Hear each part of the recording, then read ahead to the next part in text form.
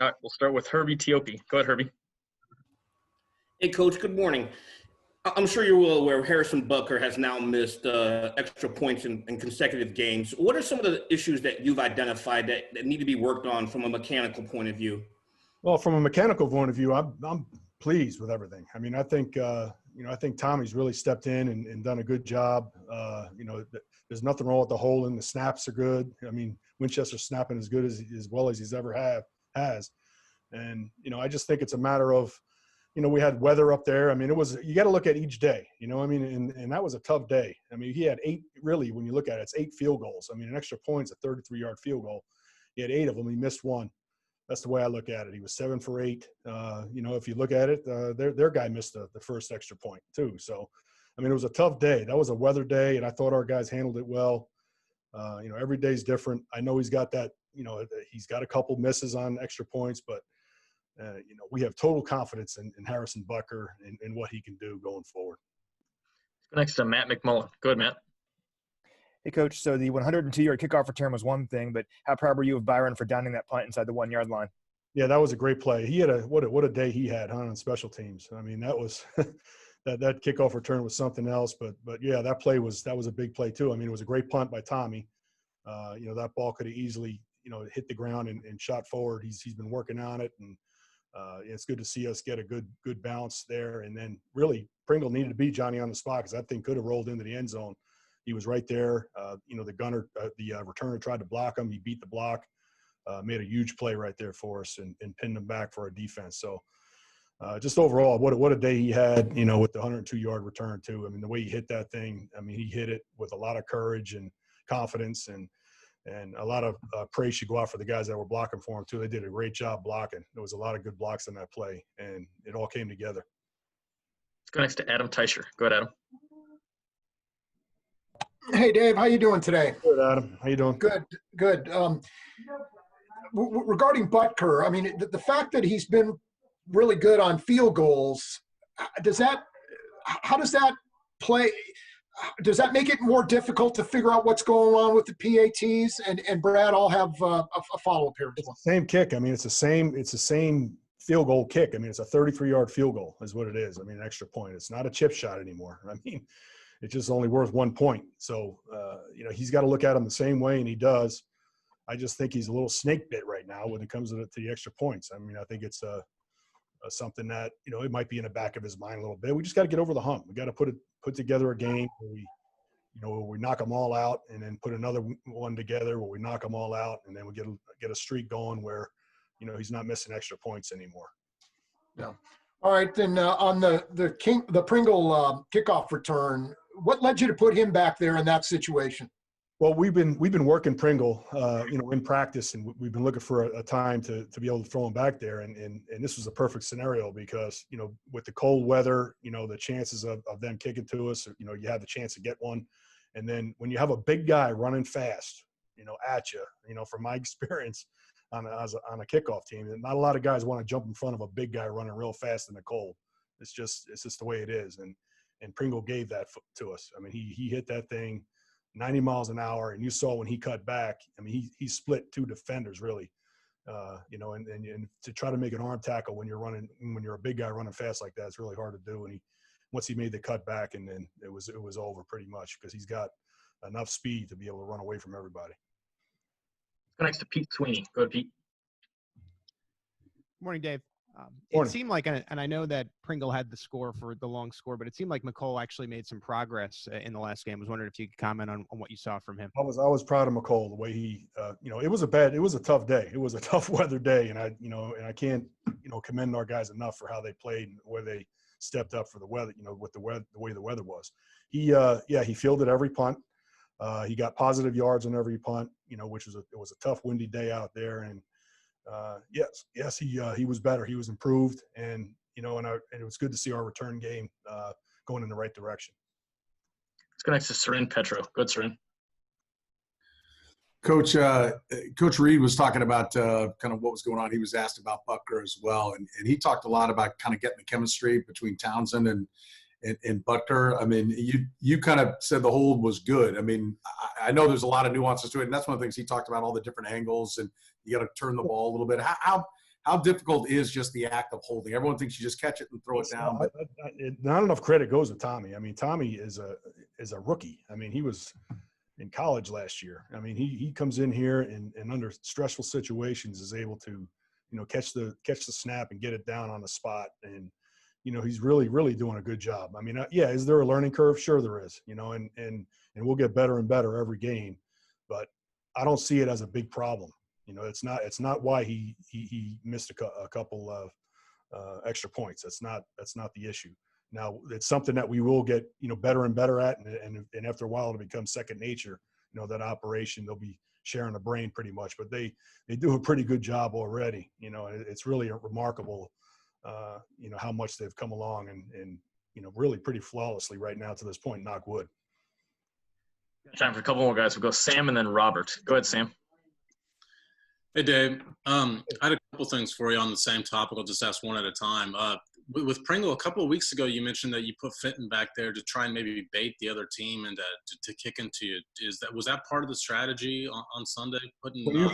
When you're a kickoff team, or if you don't know anything about a guy, there's that unknown. Like, and sometimes you put a guy back there and they say, hey, let's see what this guy can do. Let's test him, and sometimes that happens, and that could have happened with Pringle. I'm sure, we might not get kicks to us, maybe this game, maybe they try to kick a touchback with Pringle back there. But, you put a new guy back there, a team, sometimes they want to test you. And, and sometimes that's what we do. The second one is Pringle going to be more part of the regular rotation for kickoffs now? There's no question. I think the way he hit it, he's got a skill there. I mean, we knew he had the skill, but once you get one under your belt, I mean, you're hungry for that next one, and the guys want to block for him, and just it's a kind of a snowball thing. So we want to, no pun intended, but we want to get it going, again. So go last to Robert Rimson. Go ahead, Robert. Hey, Coach. So Pringle kind of established himself as one of the guys that's a danger to take it to the house now. You've got like a slew of guys that can do that now on the roster. Just kind of explain the difference as returners between Mecole, Tyreek, Pringle, and I guess Fenton as well. Like, what's the difference between them? Obviously, they're fast, but what are the differences? That's a good question. On your kickoff return, you're looking for a guy, maybe a bigger body type guy. That's, ideally fast. They have to have a lot of courage. You have to be able to stick it up in there, run through, we call it through running through smoke. Like you see bodies in there, but, you have to be able to run through those bodies sometimes. When you're a punt returner style, Mecole's a punt returner style. You're looking for space. You're looking for openings, and you don't necessarily. It doesn't look like that. You don't get those huge openings on a kickoff return like you would like on a punt return. You have a little chance to get make guys miss an open field. So it's a different style guy. So we've been trying to get Mecole to be that guy that can hit it up in there, but we just have to design our returns around him. Give him returns that fit his style. Give Pringle returns that fit his style, which is that north and south, the double, get the double team and then let him make a one cut and hit it. So that's the difference, really. That's the main thing. You have a punt returner style and a kick returner style guy. And we talk about that every week, even with our opponents. When we play opponents, we talk about what kind of guy are we facing. So, all those guys have different style. Fenton's more of a north and south guy. He's kind of like a Pringle, kind of a hybrid. He's kind of both. He can make a guy miss too at the same time. Well, listen, excited to be here in front of you and talk a little bit of football. We just got done with a little walkthrough. What are we, Thursday, right? Well into knee deep into the Jets. Happy with how we played last week, and with that, I'll open it up. Let's go first to Herbie Tiopi. Go ahead, Herbie. Hey, Coach, it's still morning, so good morning. Yeah, good morning to you, Herb. Last week you had mentioned wanting to keep the defense so they don't become complacent. This week against the Jets team, on paper suggests that you guys should win. But how important is that message of not getting complacent when you face a team like this? Yeah, it'll be the same message. And to me, this is the player and coach. I'm talking about all the guys in the unit in the defensive room. To me, this is the most challenging kind of challenge. Look, it's easy. We all know when we're playing in the big games and playoff games, et cetera, et cetera. Everybody knows those, and the emotions are there. You don't even have to worry about that. It's just matching the focus with the emotions. Now it's getting both the focus and the emotions where they need to be. I think our group handles that really good. All we've ever focused on is getting better, be better today than we were yesterday. And hopefully if we can just keep doing that, we'll find a way not to have a letdown. Next to Adam Teicher. Go ahead, Adam. Hey, Steve. Yeah. Are there things you're looking for in the second half of the season as far as defensive improvement, as opposed to just kind of general defensive improvement? Are there specific things? And Brad, I'll have one quick follow-up. Yeah, I mean, I would say this, Adam. I'm always, in the coaching staff is always on the improvement of technique. I mean, there's little ones that are sticking in my head right now that I showed this morning on film. Not a grand scheme deal. And we have something we call a free call, and that wasn't executed really good yesterday. And so that needs to get better. And there's areas in our run fronts that need to get better. There's always things that need to get better. And again, listen, it's going to sound cliche-ish, but it is just being better than we were yesterday. And if we just focus on that, most of that stuff will take care of itself. I don't get involved in, this particular, this part of the statistics needs to improve. I don't even go there. It's just more about the scheme and what we need to do from a technique standpoint. Okay, just a couple areas I wanted to get your thoughts on and whether it was reasonable to make significant improvement there. One is red zone and the other one's third downs. Yeah, definitely red zone. The third downs always are going to frustrate me. I thought we did better in that last week. Those two areas, to be quite honest with you, Adam, are two objectives that we keep on there weekly as far as what we need to do against this opponent. It changes depending on who the opponent is, but those never change. Red zone, no question, needs to get better. We've allowed people in there to score, and that has to stop. If we want to go, we want to go. Go next to Pete Sweeney. Go ahead, Pete. Hey, Coach, got an extended look, and probably because of what the Broncos were doing at rookie Willie Gay. Was wondering what you saw in your eyes. And then just another thing was Chris Jones. It felt like he was really cooking. How much of an impact when Jones is really on does that make for your entire defense? So Gay and then Jones. Yeah, no question about Chris. That's an easy one. When you have a dominant player and he's making dominant plays, I think the guys feed off of that. And certainly you can set an offense backwards, put him behind schedule. So that's helpful when Chris does that. With Willie Gay, I mean, I think it was easy for all of us to see the athletic ability he has. I mean, he leaped up there and jumped pretty high to knock that ball down. We've always known that about him. It's just him getting rep after rep after rep. He's been working in there more with Hitch and Damien, who have been great with him, taking him under their wing. And so we're hopeful that he can just continue and improve, and we'll try to slot him in there where we can. You're right, a couple of weeks ago, based on what the opponent did, it didn't dictate him being in there as much. And certainly this past week, he got in there quite a few more reps. Let's go next to Nate Taylor. Go ahead, Nate. Hey, Steve, I have two things as well for you. The first is so much talk in the offseason was about improving in terms of the takeaway department. You guys are second in the league in that. Just why do you feel like you guys have been better so far this year with the ability to take the ball away to give the offense maybe a short field or two? Yeah, first of all, I always get worried when I hear a ranking and it's good, because we set ourselves up to go the other way, and I don't want that. I never even I've told our guys before, there's two S words that we don't worry about until the end of the year: statistics and standings. But you mentioned it, so I'll go there. I don't listen. There's no key reason here. I mean, we're always pounding and emphasizing punching the ball.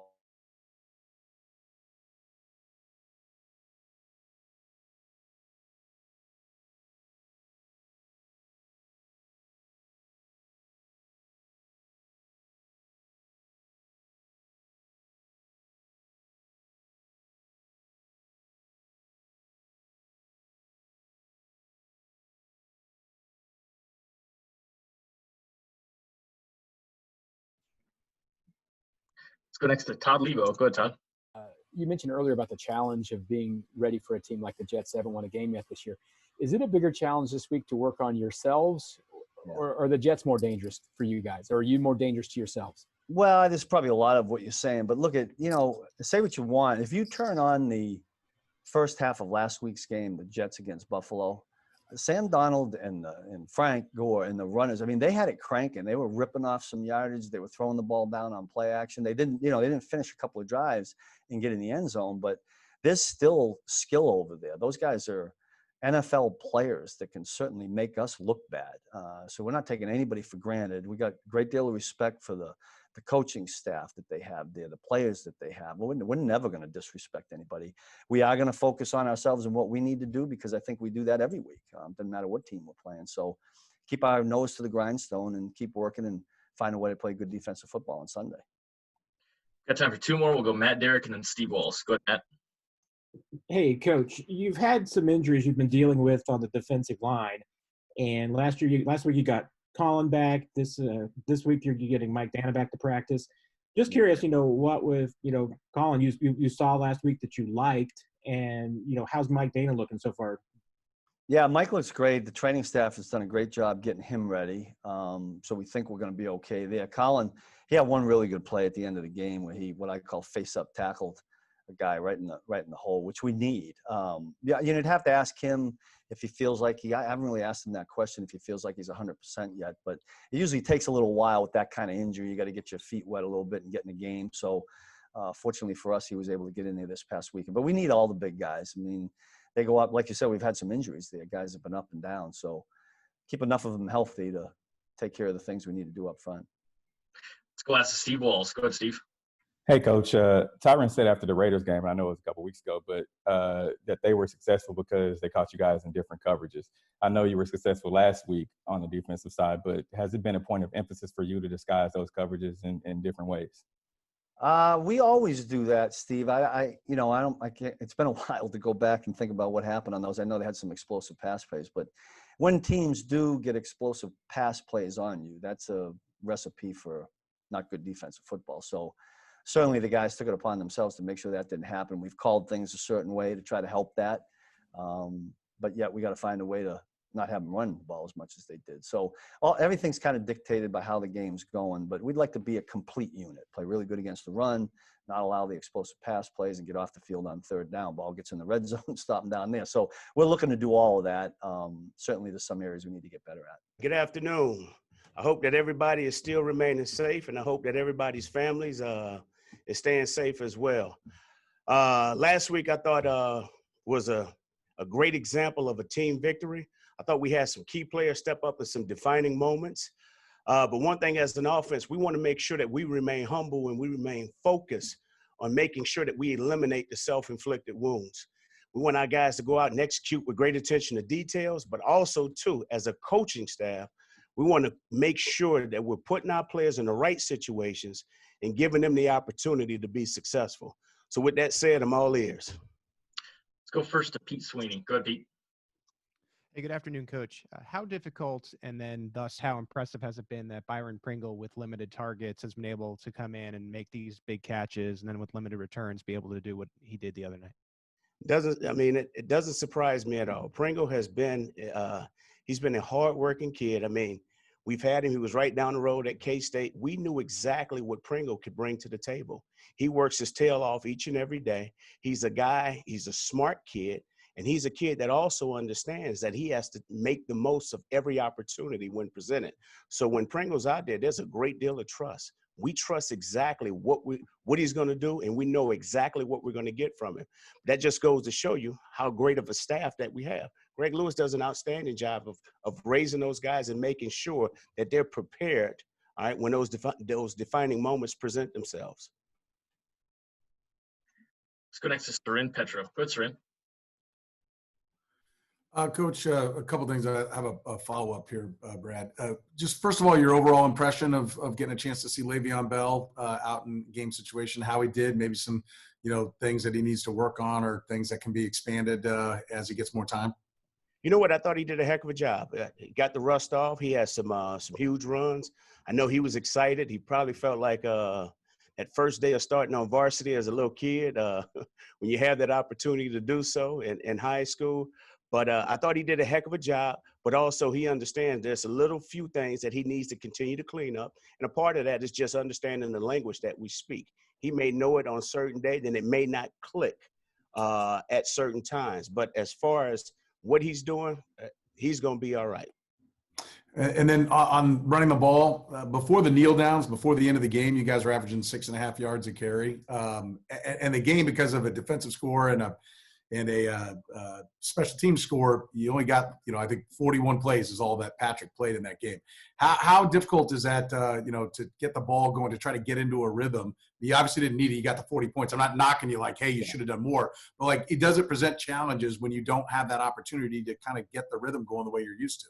You know what's right? I'll say this. It does present challenges because we didn't execute as well on offense when it came to third down. We got to be more efficient. We have to move the chains. We've taken a tremendous amount of pride in making sure that we can clean up those issues. Now, that obviously starts with us here as a coaching staff. And so we've taken a look at it, we've addressed it, but now ownership falls on our players. And what does that mean? That means, hey, let's make sure that we're studying. Let's make sure that we're out there executing exactly what we need to execute. On top of that, when there's longer situations, let's make sure we're getting the proper route depth. Let's make sure we're getting the proper calls up front to protect the quarterback. And then when given an opportunity, we just got to let it go and make sure that we're getting the ball to the right particular people. Let's go next to Nate Taylor. Go ahead, Nate. Hey, Eric. It appeared that you guys put an emphasis on getting McColl the ball early against the Broncos. So I guess, A, is that indeed the case? And then B, could this be the start of him putting more positive reps on tape and maybe the start of a trend in a positive direction for McColl? Well, first of all, I'll start backwards. I'm hoping that it is a positive trend. I thought he did a heck of a job of starting the game off for us. I mean, he had 2 explosive plays. The kid he's a tremendous kid. He's a very intelligent kid. But the thing that we talk about all the time is making sure that he's straining the finish and making sure that second effort is always there. Because my biggest conversations that I always discuss with him is not what he's going to do when the ball is in his hands, is what he's going to do when the ball is not in his hands. And that's the mindset that we want to take, because we want all of our players understanding, okay, the importance of what they do and how it impacts others. So we're counting on him to step that role up, but also to continue to trend in the direction that he's heading. Let's go next to Adam Teicher. Go ahead, Adam. Hey, Eric, wanted to ask you about Eric Fisher. What signs, he had some rough moments early in his career, obviously. What signs did you see back then that he was going to become the player that he is for you now? Yeah, one thing I will say, Fish is, first of all, he's a great kid. And I will say this, he's had his struggles, but you know what? That kid has never, ever turned down from a fight. He's found a way to persevere through adversity. He'll tell you, he hasn't had a lot of proud moments. But one thing that you see as his confidence started to develop, as he overcame all the injuries, he started changing his body by developing the strength that he needed. Strength and conditioning guys did an outstanding job with him. And then just building in the faith in what Coach Heck was telling him. And so you combine all that, now he's starting to step up and do a lot of good things. Now, you got to understand, he plays a position that's always going to be criticized because he's the left tackle. But with that comes a great deal of expectations. And he understands that, hey, I have to be on top of my game each and every day. And like I said, if he makes a mistake, we're okay with that. The thing I'm wanting more than anything is want to judge him on is how he responds the very next play. That's all that matters. But the kid has taken giant steps forward. We want to continue to see him grow in that right direction. Let's go next to Sam McDowell. Go ahead, Sam. Eric, Patrick talked to us this week and after the game about the fact that he feels like he's taking fewer risks because the defense necessitates fewer risks. Is that a conversation you had at any point, whether it's after his rookie year, about some of the risk he did used to take early in his career and maybe trying to eliminate some of them? Well, he's a gunslinger. He wants to go out there and show off exactly what he can do. But I don't know if it's necessarily that he's not taking risk. I think what has happened is that he's doing a better job of just taking what is given, because, those guys are playing far and beyond what we expected sometimes. But one thing that he's doing, he's just finding the open guy. And in those short to medium range, we got some guys that can catch and turn up and make some special things happen. So that just comes with maturity. That also comes with just a growth process and understanding what we're doing, but also understanding how teams are lining up and playing against us. So kudos to Pat. I'm very proud of where he is right now, but he also understands that he got to keep chopping that wood and keep cleaning up the little detailed things that's going to continue to help him be the special player that we're expecting him to be. We've got time for a couple more guys. We'll go Matt, Derek, and then Darren. Go ahead, Matt. Hey, Coach, you mentioned with Le'Veon about having a few things to clean up, and just curious about, a new guy coming in and working into the passing game in particular. How difficult is it for him to be able to come in and, pick up those hot reads, get the timing down and the screen game and all those things? It's very difficult. Now, I will say this. Le'Veon is a very, very intelligent football player. It's a kid who's played a number of years and been in a few systems now. So he's a football junkie. During that time, he was going through the COVID protocols. He was obviously spending time meeting with Coach Dillon, Coach Sherman. Coach Anthony Sherman spent time with him as well. And so the language he's starting to pick up. And so after a while, you start correlating things with what you've done in the past. And so those words kind of mean something to him. So the thing is that the kid he's taking on a challenge. He wants to play. He's investing the time in it off the field. But when you go out there and see him on the practice field, you're seeing some great production and some great work. And you're seeing that the kid gets it and he understands exactly what we're expecting from him when utilizing a certain play. Go last to Darren Smith. Go ahead, Darren. Coach, good afternoon to you. My question, I know I asked you last week with the addition of Le'Veon Bell, obviously the amount of reps that the players, would get, would cut down. Obviously, Darwin Thompson, Darrell Williams did not get any reps last week. How did they take it? Did you talk to them about it after the game? And, going further, obviously, as you mentioned, their reps will probably be decreased with his addition. How have they taken it thus far? Well, one thing you expect from all your players, you expect them to remain professional. And in this industry, you can't worry about the things you cannot control. The only thing that you can continue to control are the things that you can. Now, understanding that when those guys are getting reps in practice, they got to maximize those opportunities. The unfortunate thing, and I knock on wood when I say this, injuries happen. All right. Now we're feeling pretty comfortable because we got Clyde and we have Le'Veon, but we also know that we got great depth behind those two. We know we got Darrell Williams. We know we got Darwin Thompson. We also know we got DeAndre Washington. So we're solid at that position. But the thing that I always harp to these guys is to understand that you are always interviewing and always making sure that you're preparing yourself to be the starter when called upon. So, yes, I am expecting those guys to remain professional. Unfortunately, this is the tough part about this business. And understanding, I've been there. I've been there as a player, so I understand. But you got to make sure that you understand that you do have value, okay? So it's important that they define their value each and every day. You guys were so good defensively the last part of last season, as you remember, and you're kind of getting there this year. I was wondering if you see any signs that you guys are going to become that kind of consistently dominant defense that might lead the league in scoring over the last half of the season. And Brad, I'll have one quick follow-up. Adam, how you doing? Good, Chris. We just focus on getting better week in and week out, figuring out things we can get better at, figuring out how we can pressure the quarterback more and affecting a opposing team, just picking up where we left off and trying to be better. So are there areas of improvement that you feel like you guys can, specific areas of improvement you guys can reach as opposed to just generally getting better? Does that make sense? Especially sacking a quarterback. But that comes within time. Continue making those strides game in and game out, and we'll be where we want to be at the end if we continue to stay on track and stay on the right pace. Go next to Nate Taylor. Go ahead, Nate. This should be a pretty fun question, Chris. You guys are second in the league in terms of takeaways. I just want to get your perspective of what has been your favorite turnover this year. Favorite turnover, probably Frank Clark picking up the fumble, and I thought my guy was about to take it back last week against Denver off the flea flicker, picking it up. I thought he was about to take it back. It's always fun when the defensive line can get the ball and have an opportunity to score. Go next to Pete Sweeney. Go ahead, Pete. Hey, Chris, I just was wondering about the injury, the groin that you've been nursing this season. Seems like it's been a problem a little bit since you ended up missing that game earlier. How much has it hindered your play? How are you feeling right now? I'm good, man. That was one of those things, a little bugger, but I'm good. All is good. Go next to Sam McDowell. Go ahead, Sam. Hey, Chris.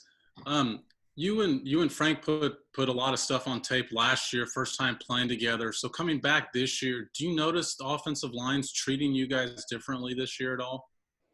Yeah, we tend to get the slide if we're on the same side. So we kind of have an understanding of that. So we just try to work in games and work in and create opportunities for one another along the defensive line. Our coach and Spags have done a really, really good job on putting us in positions to make plays and drawing up schemes for us to be able to affect the quarterback or get a one-on-one in a situation. So let's go next to Todd Lebo. Go ahead, Todd. Chris, this is the first time this year you guys are not facing someone kind of in the playoff hunt or a division rival. What's the danger of possibly overlooking a team, or is that a danger at all with the group you guys have now? It's a huge danger. If I'm correct, 2 years ago, we walked into New York Giants, and I think there was 1-8, 1-9, and we ended up losing the game. And you can't take these games for granted. That's a very good football team. Sam Darnold, he doesn't get the credit, but he's a very, very good quarterback. And I think people tend to forget that because of their record. But they have guys out there, and they play really well. They've been in a lot of close games. You can't take those guys for granted. That's a hell of a football team. Let's go next to Robert Rimson. Go to Robert. Hey, Chris, you were probably the biggest advocate for bringing Le'Veon Bell to Kansas City, and you finally got him on you guys' sideline last week. What was it like finally having him on the sideline? Was it everything you thought it'd be? Yeah, I told him from the beginning he'll love it. We have a championship spirit over here, and it's all good vibes. Thankful for him. He was able to seize the opportunity, and glad to have my guy over here. I'm sure Coach Reed and Coach Bieniemy is going to do something special with those two guys in the backfield, him and Clyde, and it's going to be special, man. I think we got 3 hands up. We'll go right down the line. Matt, Sarin, and then Darren. Go ahead, Matt. Hey, Chris, I'm just curious about what life is like this year in the locker room with everything being kind of different. Because you usually rule court in there. I mean, on the basketball court and taking care of business and, building chemistry. What's it like this year? Unfortunately, they done took the goals down, especially with everything going on in the COVID and everything. I thought I was going to get the chance to dunk on some Toronto Raptors, but now, now it's just we're just playing music, having fun, talking again amongst the rules, and still in communication with all my teammates, man. We still found ways to get it done. I just can't say much, but we still found ways to have fun. Let's go next to Sarin Petro. Go ahead, Sarin. Real quick, Chris, before I ask my question, do you remember who the DC was that game? You mentioned the Giant game where you guys got stung looking past. Do you remember who the defensive coordinator was for the Giants? If I'm correct, it was Coach Spags. Yeah, okay. I didn't know if you remember that. After they beat us, I figured we wouldn't get it and win a championship with him. It worked out well. You were just talking about, we used to hear you talk a lot about the offense, right? Like lobbying to get yourself in there, maybe a little quarterback, tight end, something like that. You still lobbying for that now with the years under your belt? You trying to get over on that side of the ball at all? Listen, no disrespect to Dontari Poe, but if he was able to sneak a quarterback pass in a huge game, I'm sure somewhere down the line, and maybe 1 year, maybe this year, maybe 2 years down the road, I'm very patient. I'm going to get me a touchdown with the offense. I promise you that. I'm not stopping there. I need you guys to help me. Make sure you guys continue to promote it, because as the promotion gets noticed and focused towards the team, and Coach Reed might want to try a little sneaky, never know. Let's go last to Darren Smith. Go ahead, Darren. I don't even know I can top that one with that shot at Don Terry like that. Chris, I'm still waiting on our barbecue date, but seriously, what do you look at when you look at like the New York Jets and you see their coach on the defensive side of the ball by Greg Williams? Is there anything that you take away or that you see from that defensive side of the ball that you may try to incorporate or the team may try to incorporate individually? On the defense side of the ball? Darren. Yes, like when you watch other teams, do you watch their defensive players and their, what their defensive coordinators call out and stuff, and like do you watch Aaron Donald and those type of players who play your position? Yeah, I watch a lot of guys. Aaron Donald, Grady Jarrett, Fletcher Cox, DeForest Buckner. A guy I've been watching on New York Jets is Quentin Williams. It was surprising when his name came up in a trade talk. The guy's been playing stellar. And you watch the game when they played against the Broncos, he played lights out, The guy's a stud. And, he's getting better over time. He's a plugger up in the middle. And I feel like he's the standpoint on their defense right now. So, paying attention to him, seeing what type of moves I can steal. I'm always watching players, see can I steal a move or two and incorporate it into my game.